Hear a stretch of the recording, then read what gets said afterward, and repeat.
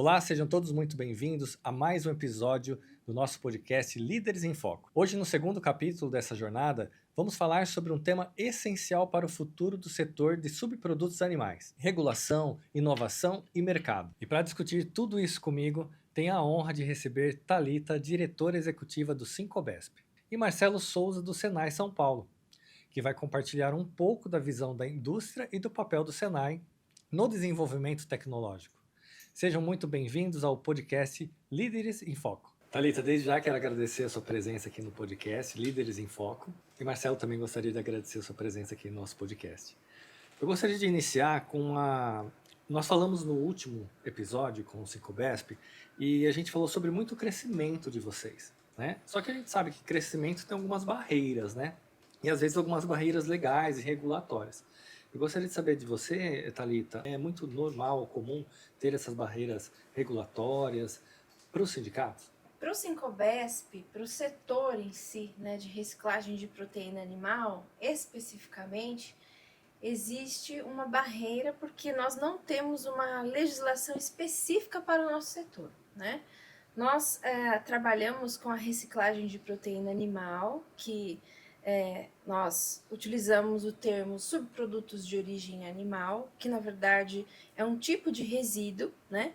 Mas não se classifica na política de tratamento de resíduos hospitalares ou resíduos como lixo comum, lixo doméstico, né? Todos esses outros setores que tratam sobre resíduos têm a sua legislação específica, nós não, né?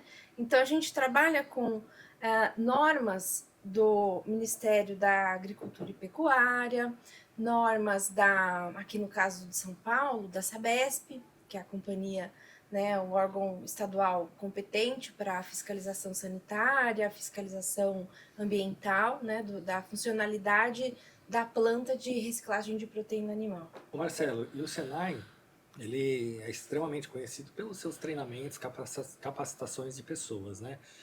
Para esse tema específico, tem algo que o Senai proporciona? Claro, Rafael. Quando a gente fala de formação profissional do Senai, a gente está olhando para muito além da competência técnica, né, do que aquele colaborador vai trabalhar ali no dia a dia, as competências socioemocionais, que hoje são bastante importantes também, né, no desempenho do dia a dia do trabalho, até para a progressão de carreira. E para alguns segmentos especificamente, olhamos também para todas essas normas infralegais que existem, todas essas regulamentações e junto com as empresas, junto com os setores, costurando soluções ali de capacitação de curta duração, a gente chama de cursos livres, né? Muitas vezes são caracterizados aí com um título de aperfeiçoamento, especialização, aonde a gente trata, né? Aqui no caso do setor, a parte da biossegurança, a parte do tratamento de resíduos industriais, né? Tratamento de efluentes, então tudo isso é possível de ser trabalhado em formações de curtíssima duração para poder trazer essa qualificação para os trabalhadores que já estão operando no setor e também aqueles trabalhadores que desejam aí ingressar na carreira no setor de reciclagem de subprodutos animais. Perfeito. Thalita, e voltando um pouquinho sobre esses órgãos que você comentou, como que é a comunicação do Sincobesp com esses órgãos? A gente busca ter uma aproximação institucional com esses órgãos, né? Para a gente acompanhar aí a publicação de alguma norma nova, pode ser criada, em benefício do setor, né?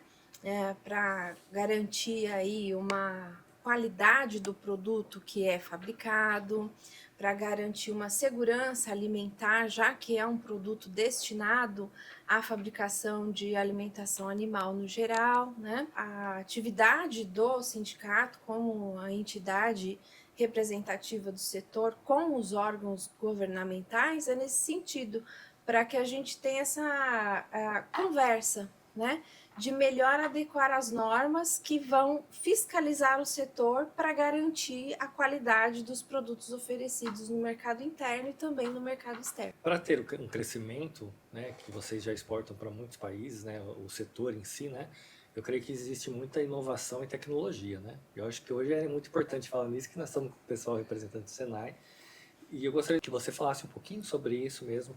Quais inovações, quais tecnologias estão sendo aplicadas no setor de vocês? Para nós aqui, né, como setor, né, nós produzimos a matéria-prima base para fabricação de vários outros produtos que vão abastecer inúmeros outros setores industriais. E o que a gente tem de mais tecnológico, de mais assim em foco e novidade hoje, tanto no mercado interno como externo, é o SAF, né? O SAF é o biocombustível de aviação, né, comercial, e o nosso principal cliente é os Estados Unidos, então eles compravam até o tarifaço, né? Compravam um dos nossos produtos, que é o sebo, né? Que é a matéria-prima para a fabricação desse biocombustível SAF, que já roda, a aviação comercial deles hoje já roda 100% em biocombustível. Então, isso é o que a gente tem assim, em termos de tecnologia, na crista da onda, o assunto do momento é o SAF. Ô Marcelo, e o Senai ele tem apoio direto com essas empresas, com esses setores, sobre essas tecnologias, sobre essas informações? Sem dúvida. Quando a gente fala de inovação para a indústria, hoje um dos principais players que integram esse conjunto, né, juntamente com as empresas, é o Senai. Hoje a gente tem uma estrutura aqui em São Paulo bastante robusta de pesquisadores que estão dedicados aí em competências tecnológicas que vão ajudar as indústrias nesse desafio, né? Hoje esse centro, um grande centro de pesquisa, ele fica localizado em São Bernardo do Campo, né? A gente chama ele de Distrito Tecnológico e basicamente reúne competências nas verticais aqui de biotecnologia, a gente tem competências também na parte de novos materiais, manufatura avançada e também sistemas elétricos de potência, né?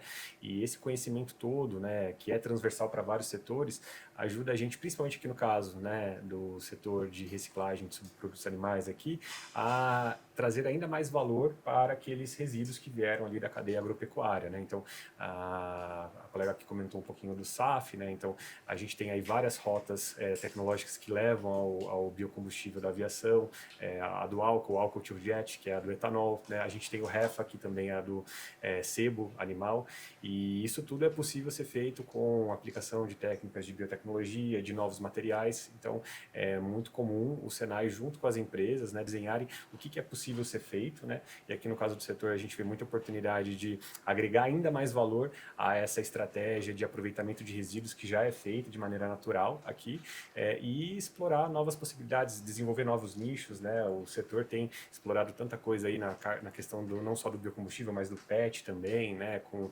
subprodutos dando origem aí a esse mercado que tem crescido bastante, né, para o consumidor final. E o bacana é que essa atuação do Senai, ela é muito de parceria com a empresa. Então a gente tem aí metodologias que a gente costuma fazer aí com a empresa que a gente chama de Innovation Day, né? Então técnicos das nossas equipes vão até a empresa, né, conversam ali com os líderes de produção, com os engenheiros, né? Descobrem ali em conjunto quais são os principais problemas daquela operação, daquele setor, seja problema de processo, né, ou seja desafio de produto, né, e a partir disso, num brainstorming ali, a gente começa a elencar possibilidades de solução através da tecnologia, né, e uma vez priorizadas quais são as soluções que a gente vai atacar em conjunto com a empresa, a gente também conectar esse projeto, né, essas empresas com fontes de fomento para a inovação, né? E aí, no caso, fontes de fomento relacionadas à Embrapi, por exemplo, o Senai aqui em São Paulo é uma unidade credenciada da Embrapi, apta a captar projetos ali que tenham subsídios, né, fomentos ali bastante interessantes. A gente tem também as entidades reguladoras que às vezes têm cláusulas, né, de investimento obrigatório de pesquisa, desenvolvimento e inovação. A gente ajuda as empresas a escreverem projetos, submeterem as propostas e depois executarem esses projetos com o Senai, né? Então é um trabalho bastante intenso, né, e completo de ajudar o empresário nesse mar da inovação, né, que às vezes precisa dialogar com vários agentes, né? Então o Senai se propõe a ser esse facilitador ali, tanto na parte da tecnologia quanto na parte da ideação dos projetos e a construção das propostas. Eu já fiz um treinamento Senai há muito tempo, AutoCAD 14, pra você ter Legal. ideia. E sempre foi muito bom os cursos realmente do Senai, né? E eu sei que o Senai, além de tudo isso que você comentou, vocês têm a parceria também de capacitar pessoas e também novos talentos. Vocês encontram novos talentos, fazem essa parceria de contratação para a empresa também, ou indicação, por exemplo? Hoje o que a gente tem feito muito com as empresas é a questão de, nesse desafio de contratação de mão de obra que todos os setores têm vivido, né? Exato. Construção civil, indústria, a gente tem se aproximado ainda mais das empresas através das entidades patronais, através dos grupos de representação, para que a gente possa estar junto na estratégia de captação e retenção de talentos, né? Então, muitas vezes, nesse mercado de trabalho, a empresa não vai encontrar alguém pronto, mas desde o começo da etapa de seleção ali dos talentos, o Senai está junto para, assim que essa pessoa for capacitada, já receber um treinamento, né, para poder estar apta a chegar logo na empresa vestindo a camisa, jogando junto, né, entregando os resultados. E também como que a gente está oferecendo, junto com as empresas, trilhas de formação que façam sentido para os trabalhadores que já estão na empresa, porque a gente sabe que a captação é um desafio, mas também a retenção a gente precisa olhar com bastante cuidado, né? Então, essa estratégia de educação profissional ela tem sido utilizada pelas empresas como um diferencial nesse momento de mercado de trabalho bastante aquecido e bastante disputado. Thalita, vocês se preocupam muito em questão do meio ambiente, né? Principalmente com o setor de vocês. Eu gostaria que você falasse um pouquinho sobre isso, realmente. Como é o papel de vocês nisso aí? O papel do setor de reciclagem de proteína animal, ele é um papel singular, né?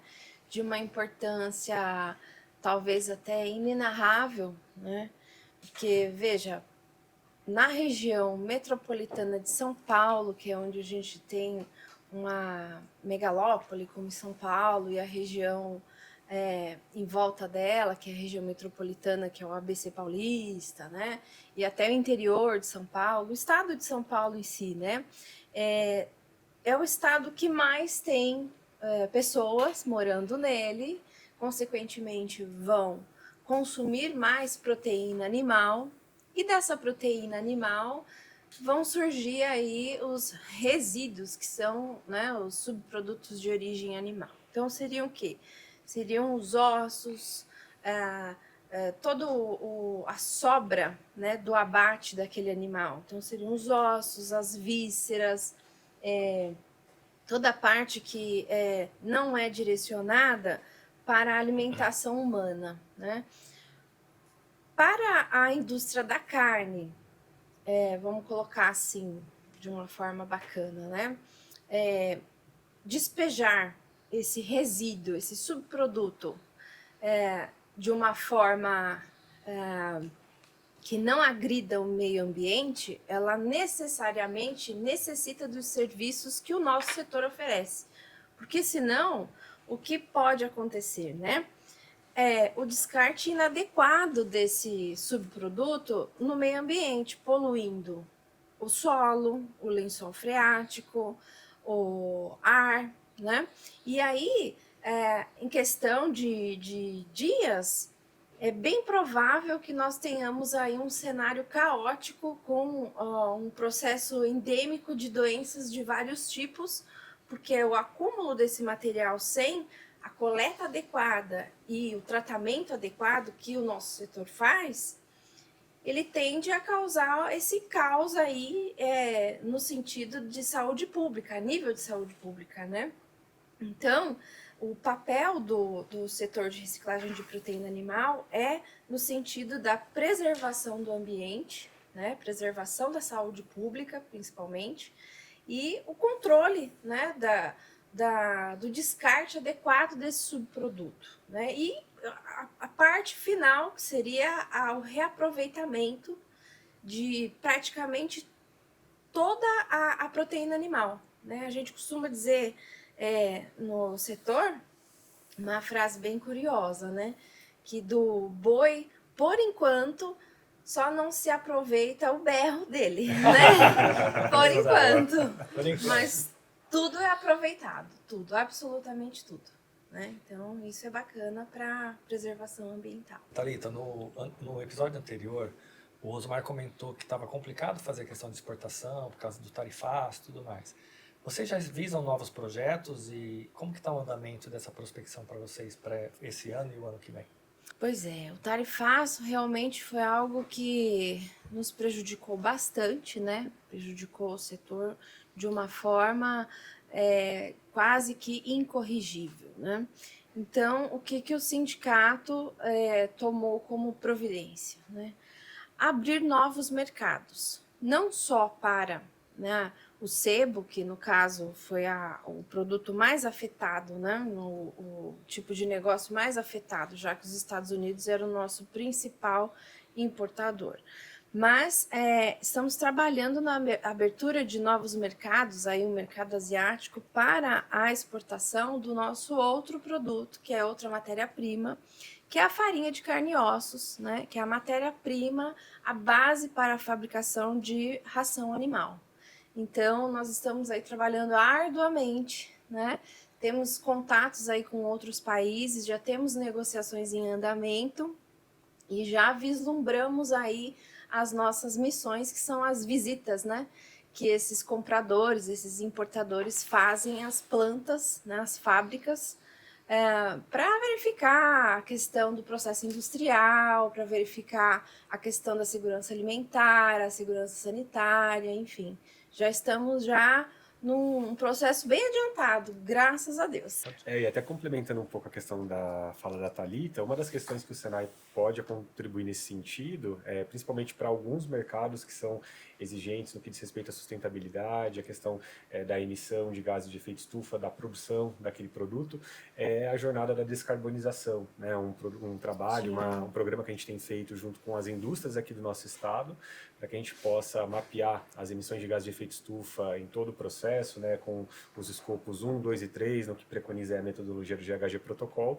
E o que a gente tem ouvido de feedback, né, das empresas, a gente tem rodado o estado junto com os sindicatos aqui para arregimentar essas empresas para esse programa e também para ouvir casos de sucesso, na parte da exportação. Empresas sinalizando principalmente o mercado europeu, né, como destino final, grandes compradores europeus pedindo esse tipo de certificação, pedindo esse tipo de relatório, né, de inventário de gases de efeito estufa, e as empresas, graças aí a esse programa da Fiesp, juntamente com o Senai e o Sebrae, tendo a possibilidade de entregar isso como um valor a mais ali, para além aí do preço, da qualidade do produto, esse aspecto ambiental também sendo atendido como um critério de competitividade para você acessar esses novos mercados. E a empresa que se enquadra nisso, ela tem vários benefícios, não é isso? Não, com certeza. Ela consegue, primeiro, né, quando a gente coloca essa questão da jornada da descarbonização, é que a sustentabilidade ela sempre anda junto com a competitividade também, né? Porque quando você está reduzindo as emissões de gases de efeito estufa no seu processo, geralmente você está melhorando a sua eficiência energética, né? Então você está otimizando a maneira como você consome energia, reduzindo seus gastos com conta elétrica, né? Você também está otimizando a sua produção, né? Eliminando desperdícios. Então a sustentabilidade, né? Todo esse esforço ali para você ter aí a cada ano que passa um inventário, né? Mostrando menos emissões, ele se reflete também no resultado financeiro da empresa. Então isso que é bacana, né? As duas agendas andando em paralelo, né? Thalita, queria agradecer a sua presença nesse episódio do podcast e gostaria que você deixasse qual o seu legado para o Sincobesp? O meu legado é de muita dedicação, né? Eu espero que eu consiga atender aí a todas as demandas que não só o setor, mas a entidade necessite enquanto eu estiver por aqui, né? E que renda bons frutos para todo o setor, em todo o país, né? Já que a gente está trabalhando aí para divulgar o setor para o país inteiro, o sindicato para o país inteiro, né? Que é importante. As pessoas ainda não têm a consciência da importância do nosso setor. E eu sou prova que eu acompanho você e eu sei total da sua dedicação. É pesado. Eu achei ótimo que isso aconteceu, se você estivesse aqui, para realmente você mostrar o quanto você se dedica a esse trabalho. Meus parabéns. Obrigada. É feito com muito amor. Marcelo, deixa uma mensagem para o pessoal também. A gente sempre coloca que o Senai ele não é apenas uma instituição de educação profissional, né? A gente se entende como a escola da indústria. Então, todos os desafios que a indústria tem em relação à sua jornada da digitalização, ao seu caminho pela sustentabilidade, conte com o Senai, né? Nos eixos da educação profissional, da tecnologia e da inovação, né? Do estímulo ao empreendedorismo de base industrial, que nós estamos juntos, né? Nessa jornada para tornar cada vez mais os nossos trabalhadores e as nossas indústrias mais competitivas. Perfeito. Muito obrigado e até a próxima. Obrigado, Rafael. Obrigado, Thalita. Obrigada. Agradeço muito a presença de vocês, Thalita e Marcelo, e também quem nos acompanhou até aqui. Até a próxima.